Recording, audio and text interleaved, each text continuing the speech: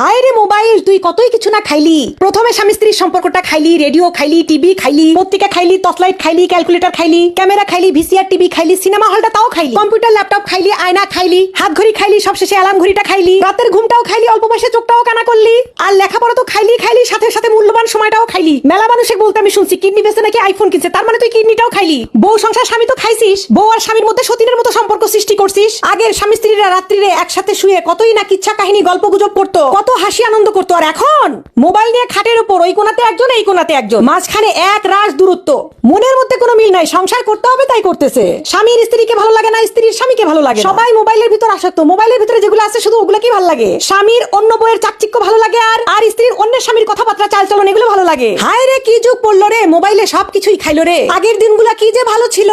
আগে স্বামী স্ত্রীর সম্পর্ক দেখলে বুক ভরে যেত। আমাদের নানি দাদিরা যে আছে তাদের ভালোবাসা দেখলে এখনো মনটা ভরে যায়। আর আমাদের মধ্যে খালি মারামারি, ফাটাফাটি, গন্ডগোল, খোসাখুসি, এগুলো ছাড়া আর কোনো কিছুই নাই। এর একমাত্র কারণই হচ্ছে ওই সর্বনাশা মোবাইল।